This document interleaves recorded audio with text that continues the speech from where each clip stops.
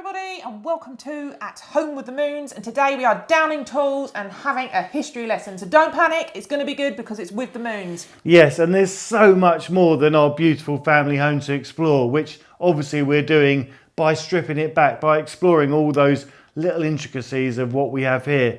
But on a much wider scale, there's so much more here.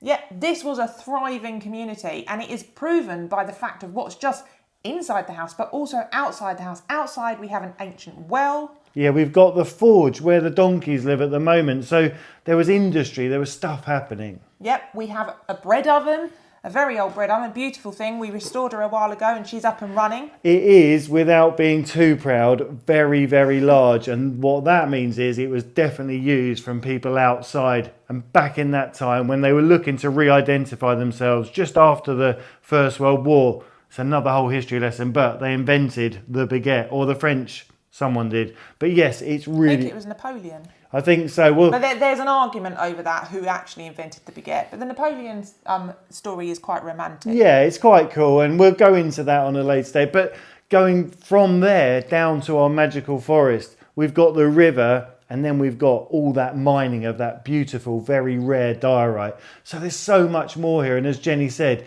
it wasn't just about this being a home or a working farm. It was about the wider community.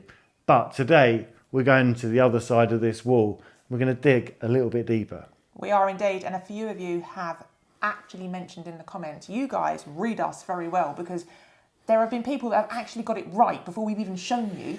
So we're going to go the other side and reveal what is there.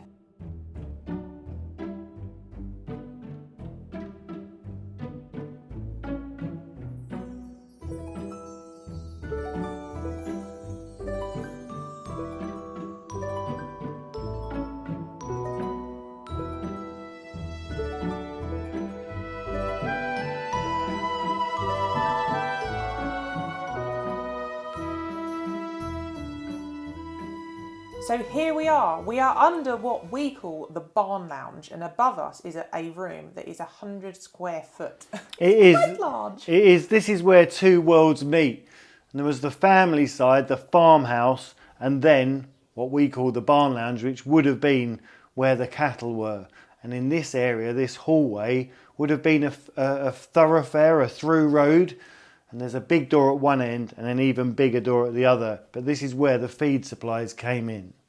So what we're sitting on here is part of the old forge. So anyone that follows Life with the Moons will know that we very sadly took on a neglected mare called Petra, and we did our best to save her life, but unfortunately her neglect got the better of her and we did lose her. But when she arrived, we needed somewhere to put her, and she was such a big horse that we had to empty the old forge, and this was part of it.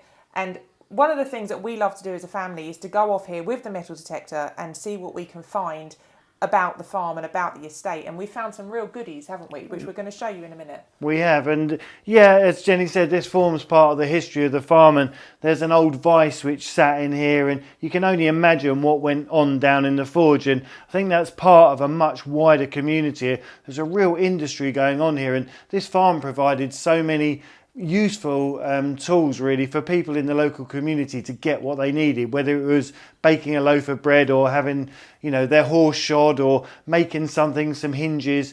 And there's all that history, there's all the evidence of that still here, and we keep digging up little bits of it, which is really exciting.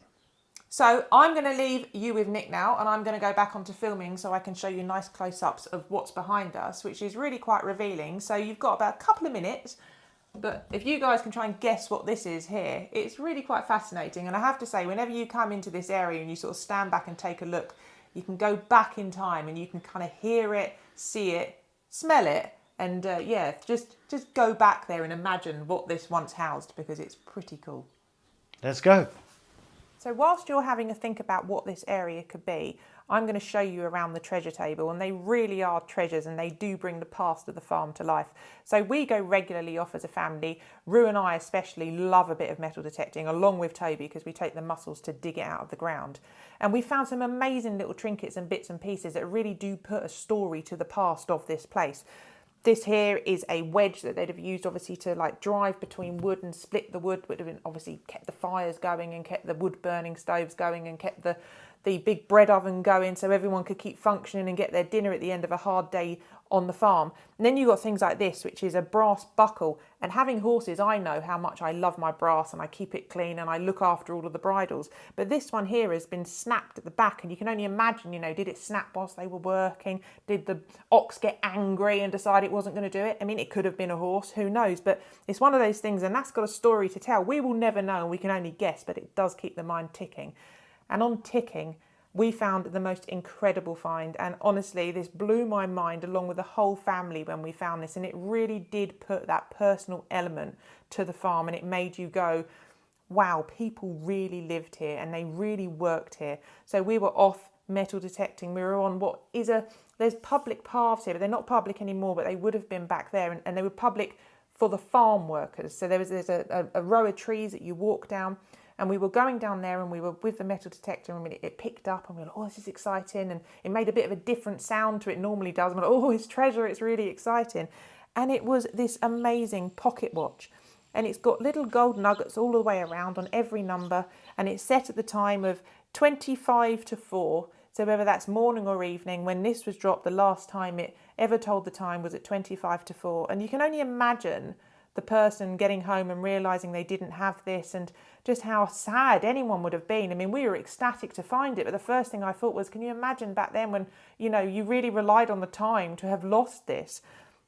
And it's got some etching on the back here. There's no name or anything like that, but it is just one of those truly incredible pieces of history that is personal, and it belonged to someone, and someone that either worked or lived here was, you know, lost this item for all these years later for us to find. And what was more amazing than, like, it blew our brain that we found this.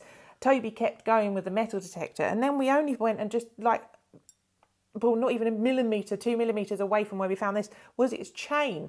So its chains, we've got the entire chain and the actual watch, and you know, it's treasured. It's absolutely treasured by the family, and it sits here on this table. And we regularly look at it and just have that little reminder of the people of the past. And the other thing that we found was this incredible, so this again is on the way down to the woodland. We found this, Rupert and I found this, and this is a buckle, and the reason we know it's a buckle is because when we uncovered it, it was a buckle laying in the ground, but it was so fine that as I picked it up, the middle part just fell away, which was really quite heartbreaking, but there was not a great deal you could do about it. It was, the damage had already been done, but it's been hand punched all the way around. And my thinking is it's a shoe buckle, because if you look, it's a sort of a banana shape, so for me, I think it's a shoe buckle. It's very, very delicate. I can't imagine it would have been on any clothing, especially as these people were like working, you know, they were working hard. It wouldn't have been substantial enough to actually do any good on clothing. So my guess is a shoe buckle. So it's probably very, very old. And yeah, it's just one of those things, a nod to the past. You know, someone was walking down there and they'd have looked down and gone, oh, I've lost my shoe buckle. You know, one of those things. It's just incredible. And again, it's just another one of those mind-blowing things that we find here every day, and she just keeps on giving. So I'm going to go and I'm going to let Nick explain to you what this wonderful wall is and where we are right now in our house. We're in the area where the two worlds met. There were the people living in the farmhouse, and then we had the cattle, and this is where the cows used to live. And you can see by the wear marks in that old oak, and there are some fairly extensive wear marks to the amount that this area was used. Where I'm standing is the alleyway. It's a big passageway, and at one end it has our beautiful big open doors, and they are monstrous. And just behind where Jenny's filming from is the other opening. So it was a bit of a thoroughfare to bring food and supplies in, but also to gain access to the back of the house. And it really is beautiful, and it forms part of a much bigger complex, and that is the barn itself, which we now call the barn lounge. And above here to the back would have been a massive storage area. It is a mezzanine floor. It's just a loft. I call it a loft. It's just another space, and it spans the whole area up above. And as I say, that was where the food was kept, the hay, and they could have stored it there to keep it dry, and then they could have just literally thrown it over down into here. There's been a lot of reconfiguration over the years, but it's just lovely to have that original detail still here.